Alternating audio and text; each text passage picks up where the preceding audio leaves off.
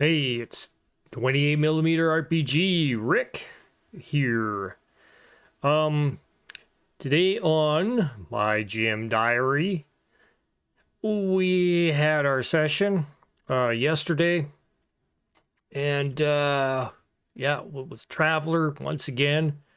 Very interesting session with a lot of twists, and very impressed with my players. I have to really give them a shout out that they did really good and really brought down the level of questions, like out of character questions. That's the main thing. Out of character questions. It's okay to ask in character questions, because if you're asking questions in character, you suggest things in your voice as you're looking at something. You're going, I am looking at this and I am looking for the traps, see if I can find any, and or something like that. It's just it's fine doing that sort of thing instead of is there traps, can I do this, can I do that, and you know, you can do anything, you can try anything. I mean, whether or not you succeed, well, that's up to the dice, you know? So anybody can try to do anything in a role playing game. So don't ask if you can do something. Just say, I am going to do this. All right, make a roll, says the narrator. And away you go. But yeah, it was good. It was a really good session. It was a couple hours, and you know, that's where I usually kind of stop my games, is around the 2 hour, 2.5, depending on whether or not we start early enough or if we're bagged out and tired. Because sometimes, you know, Sunday I work on Sundays, and so did Josh, and so did Spencer. I didn't ask Gordo if he did, but you know, after a long day at work, and it was a crazy Sunday at work, that's for sure. We had quite a day, and it was a good day too, because it was fast. It was like a lot of people, and then it would die down. It would, a lot more people, then it would die down. It was like, it was good. It was a good. It made the day fly by. So I like that kind of thing. But yeah, after doing a day like that, and then coming sit down, you have to calm yourself down. And you know, I went ahead and just wrote a couple of notes, and I thought, oh, okay, well, maybe I'll goof around with the Mid Journey AI, and come up with, you know, highly recommend Mid Journey AI if you want something to, you know, shovel out some images for you. Try the demo on Discord. It's awesome. Take a look at how other people use it first before you go ahead and dive in. Otherwise, you'll be all like, how do I do this? You know, just read the FAQ and read the how to, and everything will be very easy to see. And I bought the subscription, so I'm able to continually churn out some images from time to time, of course, of which you see around me right now in kind of an odd form. But I type in a bunch of weird stuff, and hey, what are you gonna get? A giant brain robot, you know? So you know, sometimes, you know, if you don't have the time to put the art into your game, let the AI do it. I mean, you can easily take that image and go ahead and give it a little bit of photoshopping to it, and boom, you're golden. Sometimes you don't even have to do that. You just make it and leave it as is. It might look a little weird, you know. Even the intro, the intro for this you know, my streams and everything, those are all Mid Journey as well. Even the music is also AI made, so something else to think about. Uh, out there for all you game masters and stuff.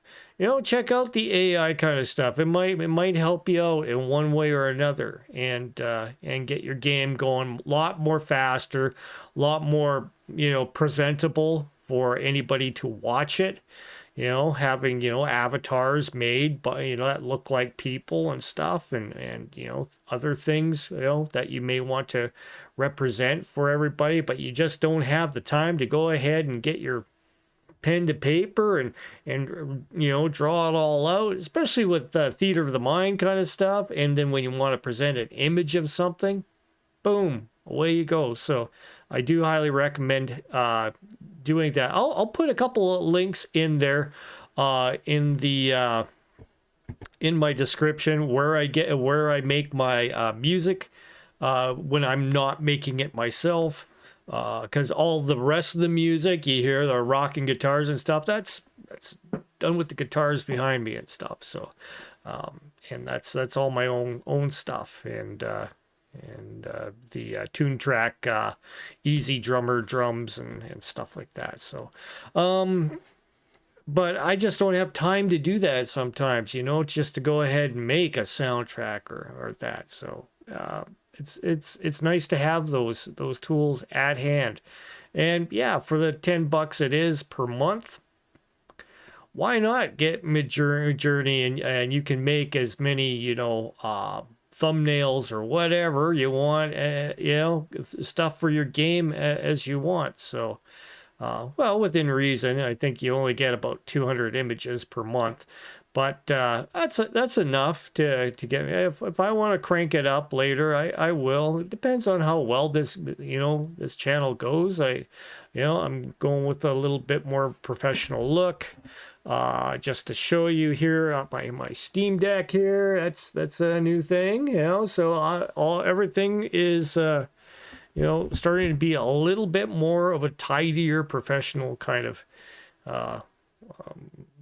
thing going on here. So, but yeah, I was really impressed with my players, and I just wanted to give them a nod and tell you guys, hey, if you haven't seen the live streams of our Traveler sessions lately, it's I've gotten out of the trying to present it as a board game, getting out of the board gamey elements out of it. And like I say, there's nothing wrong with playing it as a board game. If you like board games, that's cool. I love board games. I play lots of board games. I got lots of board games in the background here on my shelves and everything. But I play board games for board game's sake. And for role-playing games, yeah, I want to get into role-playing. So, and playing a role. And having the players play a role too. Kick back the all the unnecessary rolling that you need. Just look at the characters and take them at face value. They know how to do this. They know how to do that. They don't need to be rolling to light a fire or something. They, not unless it's been like wet out and it's like then they're racing for time to create a fire. Then it creates excitement and stuff. So you have rules that can be like partial failures, or that they'll eventually get it going, but or it's outright failure. Sure, the ground is just way too wet, and the leaves and everything else that you've made for your tinder ain't gonna happen. So and that makes things interesting, Sure, roll for that kind of stuff. But use the rules, the rules for your role-playing games, be it Dungeons and Dragons or whatever. Just use them in the back, have them in the background, have them kind of, lingering there as kind of guidelines. Don't go ahead and, if you're going to try actual role-playing, playing a role, you want to get your head into the game and talk as your characters and not talk out of character, and just it's a totally different experience. And you'll find that sometimes you get a lot more done in the game, but at the same time you get a lot more of the role-playing mileage in the game too. So during the slow portions, that's all role-playing. It's not like you're just, you know, hucking away that time just sitting back and waiting for your turn. You can all interact. I know poor Josh, he was tired, and you know, we were all beat. So getting into the game, but after the game, wow, I was just like, whew, that was fun. You know, that was an interesting story and an interesting turnout of events and what's happening. And yeah, it's just a cool experience. Um, I'm not here to argue with people, you know, whether or not X, Y, or Z game is a board game or a role playing game. Um, you play it the way you want to. I'm fine. I'm just trying to go along doing the playing the role and keeping to that kind of method of gaming. It makes it more interesting to listen to. You don't you know, you're not sitting there as a watcher of these streams and going, oh my god, you know, are they doing this rule the wrong way, or you know, are they, how come this combat is taking 4 hours, you know, just to go up a freaking hallway, you know, because that's usually what happens. Being players at the time, you may not notice that time dwindling away. But I'm getting too old. I'm getting too old for that.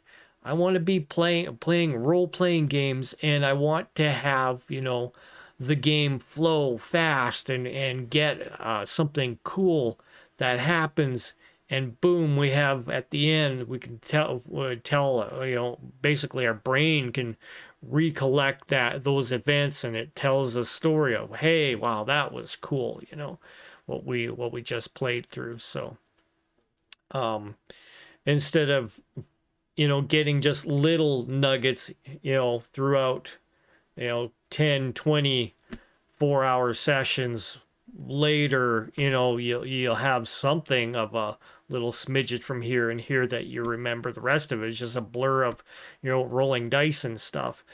But if it's told in the proper context, you know, with role playing, your brain, your imagination takes over, and your brain is you know, you have to give it credit, you know, to fill in the gaps and stuff like that as you're imagining things, because everybody's imagination is different. But at the same time, you've got a vision of what's happening in your head, and as long as the game master is going along with it, you know, it's cool, and you can keep on going with it. You can interact with an NPC that has their goals and their definitions of their life meaning, and just you know, run with it. And you know, sometimes you end up with cool stuff for your brain to absorb, as well as you guys out there watching the streams will be more entertained instead of watching us move miniatures, you know, gradually up a corridor and rolling dice every once in a while. And I mean, sure, you know, board games are fun. Like I say, I would rather play just a board game than use a role-playing game to do a board game. So that's my take, and I'm sticking with it, and I'm sticking to it, and I'm gonna get better and better at doing this. And so are my players. They've really improved, and yeah, how many times do I have to say that? I just thank you for joining me, and I thank you guys for you know, coming online and checking out the videos as we do them, and the streams and everything. That's awesome. Thanks, guys. I appreciate every one of you guys that check out my channel. And for those who haven't, you know, if you feel like doing so, subscribe.